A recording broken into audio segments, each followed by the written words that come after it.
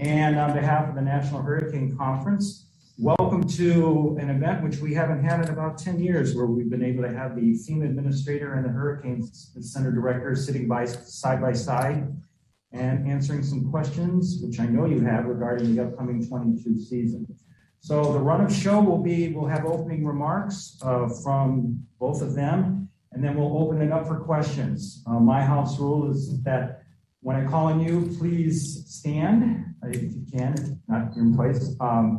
Let me know who you are and who you're from. Okay, and we'll start with Administrator Criswell. Thank you, Dennis. Good morning, everybody. Thanks for being here today. It's a really important time, right? The National Hurricane Conference is a great opportunity for us to get together as an emergency management community and talk about what we've learned from the past. But I think more importantly, where we're at today is start to think about what it is we're going to experience in the future. I think what we have seen over the last several years is that the hurricanes that we're seeing are intensifying more rapidly out in the Gulf, which is giving our emergency managers less time to warn their constituents to make sure that they can put plans in place to get their families to safety. They are stronger. They're lasting longer at higher durations over land. Hurricane Ida last year was a Category 4 hurricane for about 4 hours over land, which is unheard of. And that these hurricanes don't just impact coastal communities, right? We saw, again, Hurricane Ida left damage from the Gulf Coast all the way to the eastern seaboard. And so all of those communities along the way experienced the impacts from that. And this is just going to continue. And so I think where we are at today as an emergency management community, and what is so important about a conference like this, is that we bring this community together so we can share ideas, that we can talk about what we think the future impacts are going to be, that we can learn about the new tools that are out there to help communities better prepare and plan for these events, but also warn their communities. And so I'm really excited to be able to participate in today's events. And one of the things that I would ask all of you to help us with is help people learn that they need to understand what their risk is. What is the risk in the area that you are at, if you are on the coast or if you are inland? And then do you have a plan to protect your family against that risk? Do you know how you're going to evacuate? Do you know where you're going to go? Do you know how you're going to communicate to your family members that live outside of the area so you can let them know that you're safe? And of course, don't forget your pets. We want to make sure that we're taking care of our pets. Proud owner of my pup, Wilson. We want to make sure that they have the same supplies with you as you would for the rest of your family. And with that, I know that there's going to be a lot of questions. There's a lot to talk about. I'll turn it over to Ken or back to Dennis before we go to questions. Thank you, Administrator. Director Green. Yeah, perfect. Administrator Criswell, I appreciate I think different times that I've told you, you look at these federal agencies, it sure takes the team.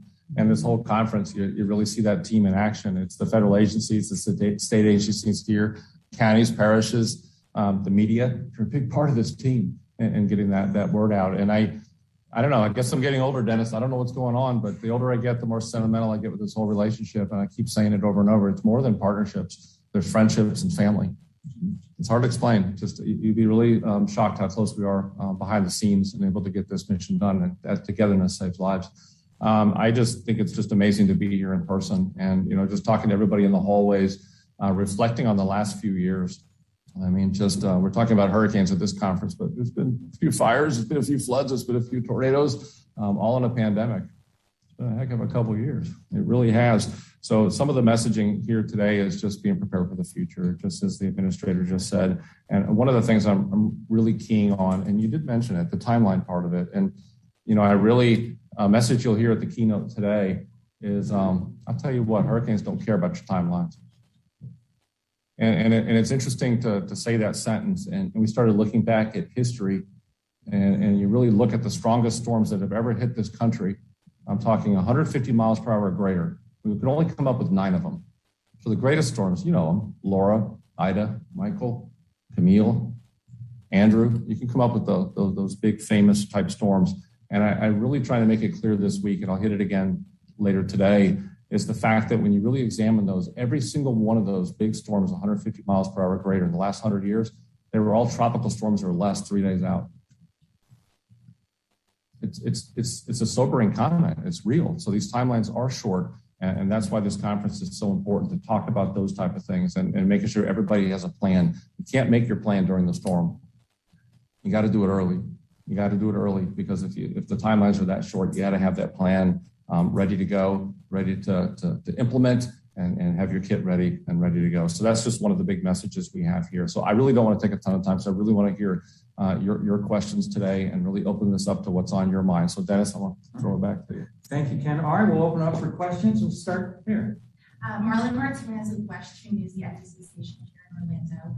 Both of you have been doing this for a very long time, but Florida's seeing a lot of newcomers, first-time home buyers, people who haven't been in the South before. So it might seem like basics to you, but what would be your advice, your concrete advice for newcomers to Florida about what they should keep in mind as far as coming up with a plan? Yeah, I think that is a great question. And I actually talked about this earlier, right? No matter where you go across this country right now, you are facing new risks. And so I think it's incredibly important if a family member or a family is relocating to a new area, learn what your risks are. Here, whether it's a hurricane risk or you're in the Midwest and we're seeing tornadoes. I mean, today we're having blizzards, wildfires, and tornadoes all in the same day while we're at a hurricane conference preparing for hurricane season. So individuals need to be deliberate about that. You need to understand what your risk is. And if you have not been in that situation before, there are a lot of resources out there. You can go to ready.gov, and there's a lot of information about the things that you can do to build that plan to protect your family. But your local emergency managers also, they have great information about how to harden your homes and the things that you need to do. And I think the biggest piece, and really important for this group here, is know how you're going to get your messaging, right? So when threats are coming your way, where are you going to get that information from? Are you going to get that from your local news station? Are you going to get that from your local emergency manager? You can download the FEMA app, but many of our local communities also have apps that put warnings out there. You really do have to know how you're going to get the information so you can then act in an appropriate and timely manner. And the only thing I would add to that is, if you don't know, ask. I think it just amplifies this. And it sounds so simple, right? But if you don't know, ask. There's so many resources like was just talked about. I mean, just websites. The counties have information, the states and the FEMA website, and there's information on the FEMA website about preparedness. At least it has information, basically para información en español. So there's so many resources out there. If you don't know, ask. Neighbors, friends, resources, ask, know that risk. So just a great answer. Just being prepared is everything. Yeah. Next question. Yes, sir. Hey, this is John Scardino with the Disaster Talk podcast. So I've had 3 former FEMA administrators on the show, but you and I both shared the unique experience of being former national IMAT. Love the experience of being in response. With your unique experience being in IMAT and being back in FEMA, what do you think is the role of emergency management in response? I think that emergency managers have really demonstrated their value, especially over the last couple of years with their response to COVID-19. I think that, our profession has continued to mature and grow, and it's really now being recognized, the skill set that they bring to the table about solving problems with limited information, about the ability to embrace risk and not be afraid of it, but understand that you're going to have to make decisions oftentimes with very limited information, but you're going to want to make the decisions that are going to err on the side of safety for the citizens that are involved. And so I would always rather really be aggressive in moving in and having emergency managers push resources in and be ready and then not need them versus, I'm not quite sure, I want a little bit more information, I'm going to wait, and then it's too late to respond. Because the biggest thing in this, the biggest resource and the most valuable resource we have is time. And you just can't get that back. And so you have to be able to be comfortable with that. And so our emergency management community, our profession continues to grow, and they are more aggressive, I think, than we have been in the past. And I think it's just a sign of where we're going as a profession as well. Can I do a follow-up with that real quick?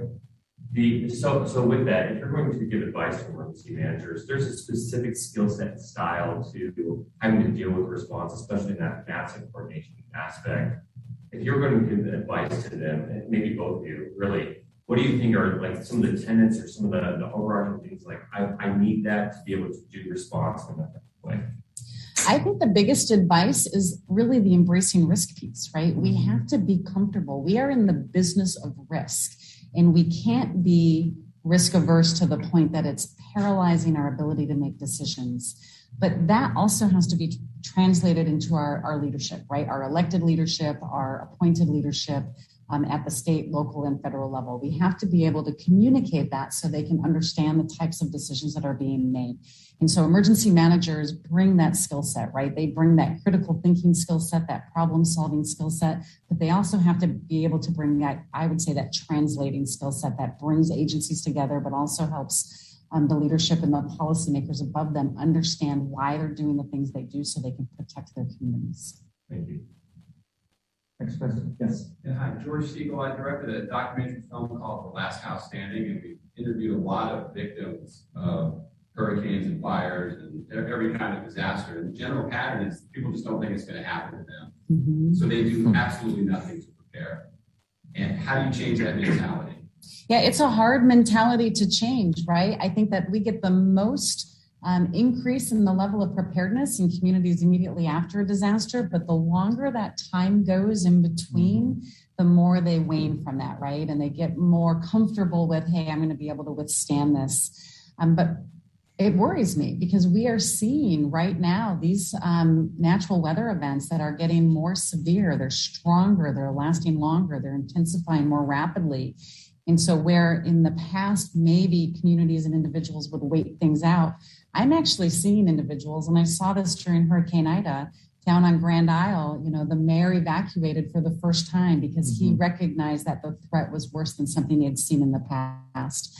We as an emergency management profession and a community, we have to continue to help people understand what these threats are, and we need to provide the resources for them to learn about their threats as well. We just need to be such a reactive society instead of proactive. It's like nobody's preparing today for a hurricane on the next day. I mean, that you really have to change the whole thinking. Well, and I would say maybe they are preparing, right? So preparing for a hurricane today means, do you have your plan? The things that are going on here at this conference are helping emergency managers find the tools and resources that they can use to help communicate with their communities, to help them build those plans, developing the tools for how they're going to communicate. Those are all levels of preparation.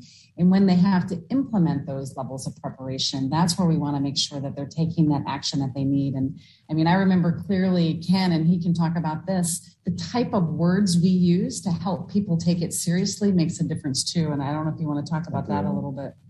It's just listening to the question and, thinking about this a little bit. And we at the Hurricane Center, we have 9 social science projects going on at the same time.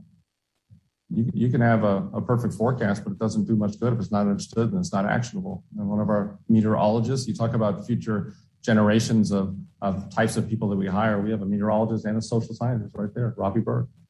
So we have these diverse different professions to help us through those type of things. And words matter.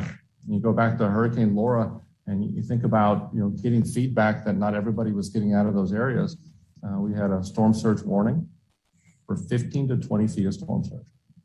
And we got feedback that not everybody was getting out of those areas. And we all looked at each other and I was like, wow, we don't even know the origins of where the word came from, but we came up with unsurvivable. And we don't take that lightly. I get goosebumps now. You talk about unsurvivable, and the last of the group got out. There were no storm surge fatalities from that 15 to 20 foot storm surge. So words matter. It's in the heat of the battle and how we message. It's how we prepare. It's getting out there to people base their risk on their previous experience. So there's a Hurricane Ida was not the worst storm for New Orleans. Move it 15, 20, 30 miles to the east. So we have to communicate that risk. We have to talk openly in things like this town hall meetings and say, right after the fact, to say that wasn't the worst case. Those small changes make such a big difference in the storm surge, the winds, the tornadoes, and the flooding. So I think it's getting out there, it's communicating that risk frequently, and I think we constantly got to keep talking about this. It involves social science. It's not just the physical science, it's the social science that we do, the behavioral science on how people interpret that information. I think it's absolutely critical. And I just want to add one more piece to that too. I think the other part that we have recognized at FEMA is that we can't have a one-size-fits-all type message. Mm-hmm. People receive information differently, whether it's in the medium that they receive information from, but also culturally specific. And so for the first time last year, we actually created a culturally specific preparedness campaign for Preparedness Month that focused on our Hispanic community and the ways that they would act and how they would take the steps to prepare for their family. We had a big difference in the amount of information that people were able to access from our website than we had in the past. And so it did make a difference by making culturally specific messaging to help individuals prepare. We're going to continue on that so we can broaden that across more communities. Again, we want to speak the way that they want to hear it, the way they're going to understand it, the way they're going to interpret the information so they can take the steps that they need to prepare. No, I'm excited to talk about something too. So I did want to introduce Maria Torres over there, and Maria is going to be taking over for Dennis when Dennis retires.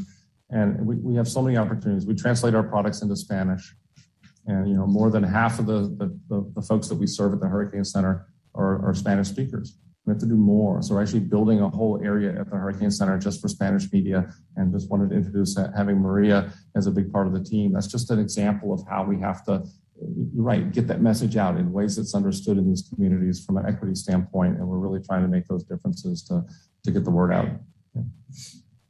And I'm anxious to pass the torch. Next question. Yes. Hi, I'm Emily Stecker, Fox News. You guys kind of just talked about this a little bit, but diversity is very important with messaging and as well as your staff. 2 days ago, there was a panel for women in emergency response, and they were singing your praises as the first female administrator. That's very exciting. What are some other ways both of your agencies are making sure that people on the ground are diverse and they're representing the communities that they're responding to? You want to start on this? Yeah, I can start on this one. Yeah, absolutely important, because we recognize that you have to be in the communities, and you have to be a respected member, understand those communities to get the message out. So these are some steps that we're taking with the Spanish community, and I think the other part is we got to really evaluate some of our outreach, and we're having so many conversations about it. I look back at, I don't know how it became 28 years in the Weather Service already, but we give spotter talks, but everybody in that room knows weather, right? How do we reevaluate how we do that outreach to get into these communities that aren't necessarily getting that information? So we're having quite a few conversations about how to retool some of our outreach, and it's really interesting. You can focus on how tough the pandemic was, and of course it was. There's some interesting things that came out of that for the Hurricane Center when it comes to some of our outreach. So we do so much more virtually. We never were able to reach the numbers like we can now. And one of them is hurricanes at home, where teachers were struggling to come up when the pandemic first started. And now we're going virtual, and teachers are like, what do I do? All my lesson plans are for in-person classrooms. So stepping in at that point with hurricanes at home, reaching communities that we never were able to reach before. We got to get aggressive, having the tools to do things virtually to get into those communities and teach about hurricanes, teach about preparedness, and teach about how to get information. So I think it needs to be a concerted effort. If you think about that, you can write all the plans you want to, we can all believe in it, but intentions minus actions equals squad. So you got to do something about it. And I think we're really trying to do that with our outreach efforts. And I would add to that, being able to represent the communities that we serve is so important, right? So having our employees be diversified in a way that helps us better understand the communities has made a big difference. We're not perfect. We have a long way to go. We're continuing to increase the number of the diversity within our workforce. We've increased the diversity in our senior leadership team as far as gender diversity, but we still have a long way to go with cultural diversity. But we are working on that. One of the tools that we also use, though, is our employee resource groups. We have 10 different employee resource groups that represent different types of cultural backgrounds, and we tap into them to help us better understand ways that we can change and modify our messaging, our programs, the delivery of our services to meet the needs of those communities. And so it's that kind of feedback that makes a big difference. And one of the other things that I think is really great about when we are responding to a disaster that makes a big difference is we have a really aggressive local hire program. And so we try to hire people from the community during the response and the recovery from those disasters. One, because it's giving back to the community and we're investing in that community, but also they understand their community. They understand their needs. They can help us make sure that we're delivering our services in a way that meets the needs of those communities. Next question. Okay, I have a question which you both can talk about. Ken, we'll start with you first. After 2 record-breaking seasons in a row, just active seasons, I think probably 7, 8 in a row now, I've lost count. Going into this season, what is your single biggest concern? What's keeping you up at night?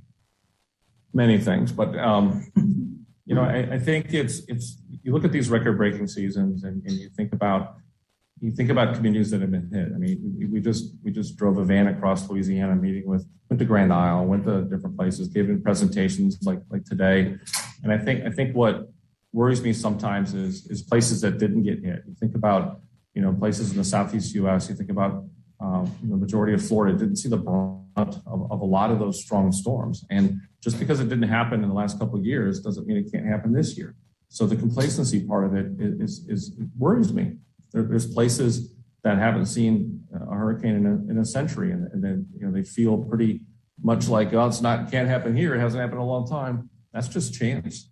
A meteorologist can simply change the weather pattern over the last couple of years. I could steer all those storms into any state I want to. It's true. So those are just small changes. So I think you really have to be prepared. I don't care what the forecast is for the year.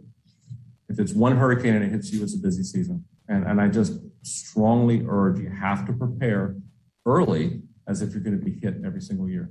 I think about that a lot now.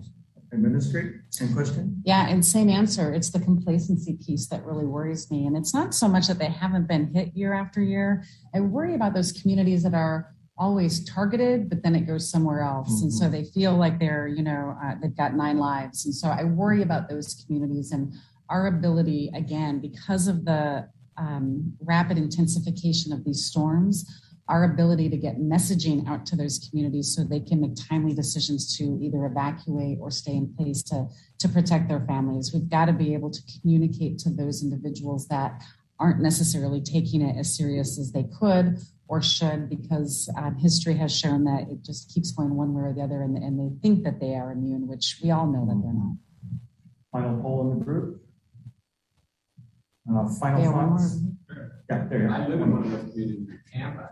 Yeah. Supposedly one of the most vulnerable places in the world, but most of my friends and neighbors don't take it seriously at all, because they think it's just going to miss us again.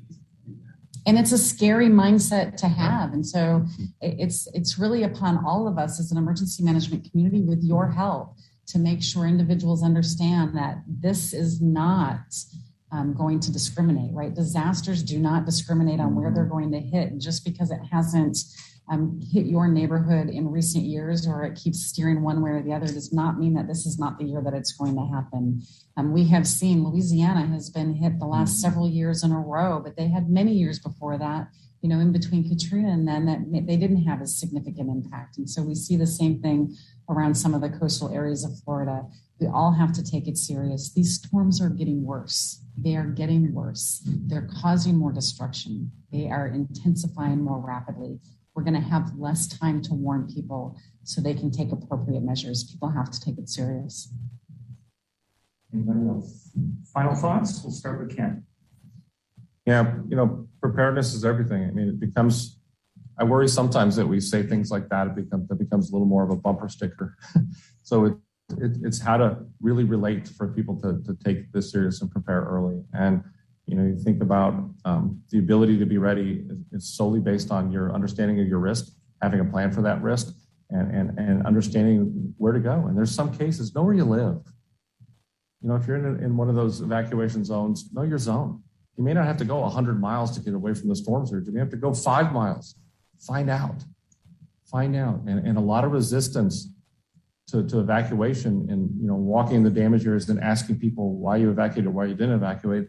A lot of it was too much traffic. Well, how do you avoid that? Or the answer of, well, I couldn't get back in time. Well, it's not safe. So we have to have more conversations, be open with that. And I want to hit this really hard, Dennis. I didn't know if I was going to have an opportunity in this. It's not just the direct fatalities, it's the indirect fatalities. It's after the storm. You can get through the storm. There's no fun afterward. We've lost more people since 2017. Remember how active? Been very active since 2017. We've lost more people to carbon monoxide poisoning than storm surge. Let's talk about it. Let's talk about proper use of generators and being safe and having the supplies for health. The leading cause of fatalities after the storm historically has been cardiac arrest. right? So let's talk about those things after the storm. So I think those conversations, that's what I wanted to leave. Let's have these tough conversations. Let's look at those that are most vulnerable. Let's tackle it together and start saving those lives too. Minister? I would just say, know your risk. Take the time today to understand what your risk is.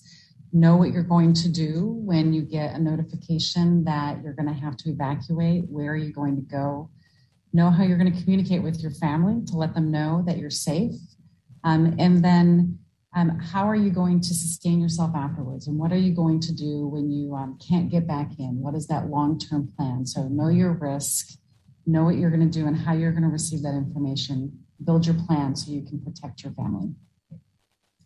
Administrator Criswell, Director Graham, thank you very much. Thank you for joining us.